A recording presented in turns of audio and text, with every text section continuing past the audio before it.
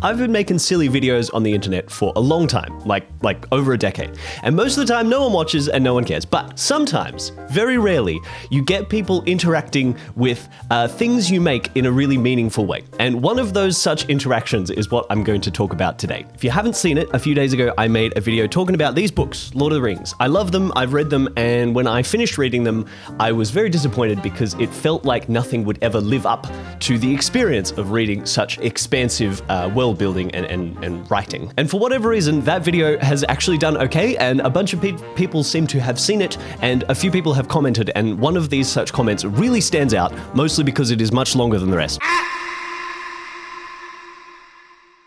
And I thought it was wonderful, and so I'm going to read it to you because I think it's lovely and very in-depth, and I think speaks to what I was kind of getting at in that video, that really well-written stories can be wonderful, and there's a lot of value there, but these books particularly are so good that you can't... I already said that in the last video. I'm just going to read you the comment, all right? If you haven't seen the previous video, maybe go back and watch that first. And this is going to be a long one, so my Instagram audience, you know you're in the wrong place. Just watch it on YouTube, man. That's what the channel's for. James A4. Where do I begin with this one? Firstly, I'm super glad your video came onto my feed. Thank you.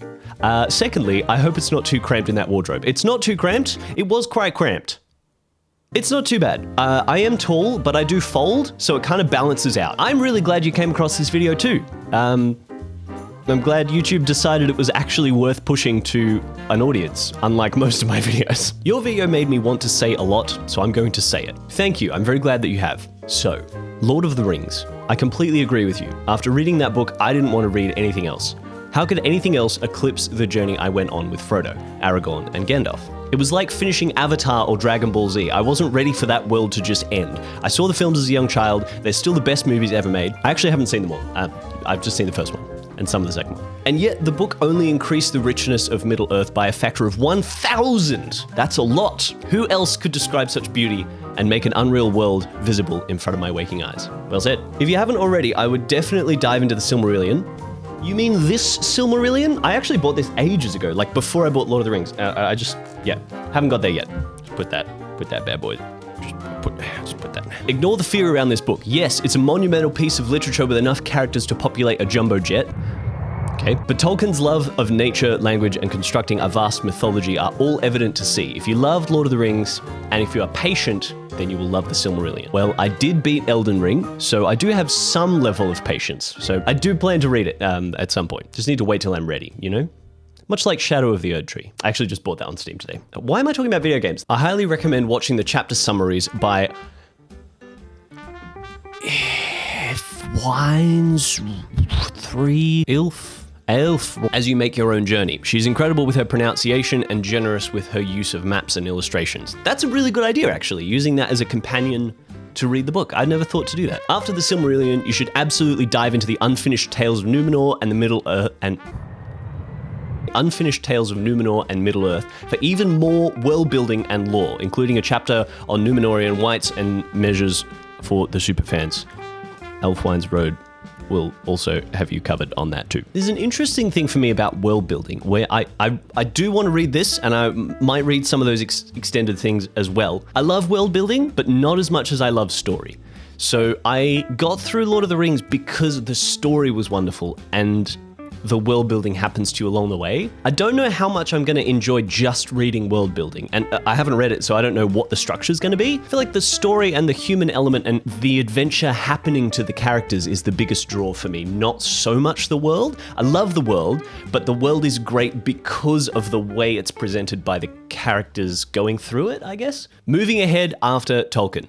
Well, in February 2024, my dog Charlie was about to have a life or death operation. It felt like my world was collapsing. I got on my knees and I prayed to God, pleading with him to help her get through the ordeal. In my depression, I promised that I would read the entirety of my great-grandfather's ancient King James Bible. You mean like this ancient King James Bible? I picked this up in a secondhand store, and it is very old, and it is in King James. We're not so different, you and I. Not to make light of the situation you're saying with your dog. That's Charlie made a full recovery, and for the rest of 2024, I read the Bible from Genesis to Revelation. Wow, so actually it was in less than a year because he said Charlie got unwell in February. That's very impressive. Some of the chapters were dense and hard-hitting, but reading it made me analyze myself in ways I had been too afraid to contemplate doing. The wisdom and philosophy contained within will last you a lifetime. It changed me, and the stories of the prophets and Jesus could easily fit into the fantastical world of the Mia and the... I don't know what those words are. Tolkien was a devout Christian and saw Lord of the Rings as a fundamentally Catholic work. I will not try to browbeat you with my beliefs, as I am on my own journey, but if you want something with the depth of Tolkien, you can't go far wrong with the Bible. I don't know a whole lot about Tolkien.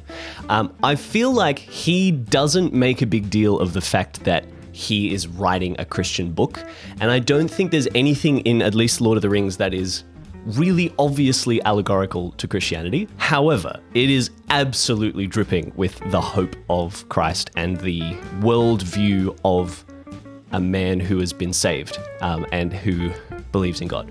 It's absolutely fundamental to the story, and it feels like, and I don't think Tolkien has ever or would ever say this, but it feels like he has tried to create a story that is as in-depth and beautiful and rich as the story of Jesus, but in a fictional context.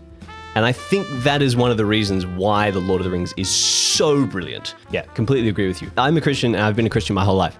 But I have never read the Bible all the way through. I've never done exactly that and gone cover to cover, and I really want to, and I think maybe next year is the time to do it.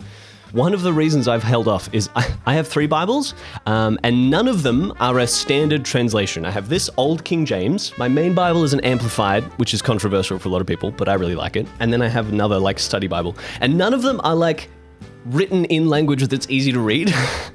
So I need to buy a Bible that's just easier to read, because as much as I love the ones I have, I think for me to be able to get through it, I need one that's in a little bit plainer language to read, and then I can use my other Bibles to study things more in depth when I come across those passages. Yeah, couldn't agree more, and yeah, I'm so on the same page with you on that. We are now moving into the future of James A4's reading career? Reading.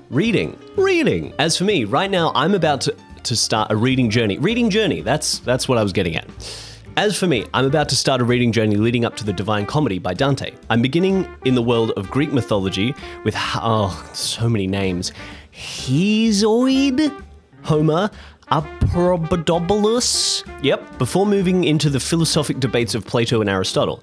Then I'll head to Rome. Cicero, Virgil, Ovid, Lucian, Seneca, and Marcus Aurelius.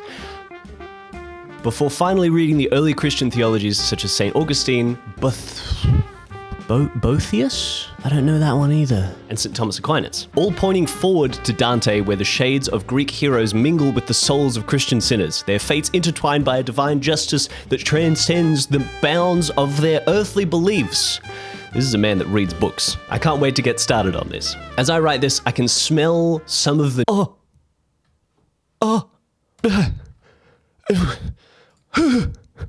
I'm back. Okay. As I write this, I can smell some of the new books I purchased to lay the foundations for this epic reading journey. Life is over within a blink of an eye, and I've got so much more human wisdom to bear witness to. Bear witness. Bear witness! Who steals soap? And stop talking about Elden Ring. It's a book video. One further work I can direct you to is the documentary Civilization by Kenneth Clark. It contains all of the creative energy of Tolkien and maps human beauty into the histories that formed our very own civilization of today. Again, something else which has changed my life. I don't think I've heard of that, and it sounds great, so I might check it out. And if you're watching this, you could maybe check it out too. This was a dense comment for me. Yes, it was, but I'm very, very grateful. But the energy I see in you after reading Lord of the Rings is inspiring. If I had not read Lord of the Rings in 2021, then my love of reading would have been... Your writing is fine. My reading, however, could do with some improvement. If I had not read Lord of the Rings in 2021, then my love of reading would have been a shadow of what it is now. Whatever you choose to do, I hope that creative energy from Tolkien will carry with you for many years to come. Don't stay in the wardrobe for too long. I'll be subscribing to see what else you've got to say. Take care, bro. Thank you Thank you very much, James. When I first saw this comment, I was like flicking through the comments in this YouTube studio because I discovered that people had actually watched that video. And then I saw this and I was like, I don't have time or the brain capacity to approach that. So I just left it until I had time. I read it again this morning and decided that it deserves a whole video because not only is the story of your journey with literature and reading and faith and philosophy and discovering all of these wonderful things wonderful and inspiring, I'm just so grateful that you took the time to write it. Who is this man? Who is this James? Let's have a little look. James A. 2 subscribers. It's 3 now, boy. This is a man that reads books. Is this just a re-upload of a trailer for Mario Kart? Anyway, thank you so much for watching. I'm making a video every single day. If you are interested in that kind of thing, you can subscribe to Determined to Fail. Go watch day number whatever it was that I talked about Lord of the Rings. And from there, I guess watch day 15 and day 22. I think those ones are good. Thank you so much to James A., the Wii U Mario Kart man, for taking the time to give your insights. Hope you don't mind that I made a video about it. I just really appreciate it. And hey, if you're watching and you have thoughts to share, I would love to hear them.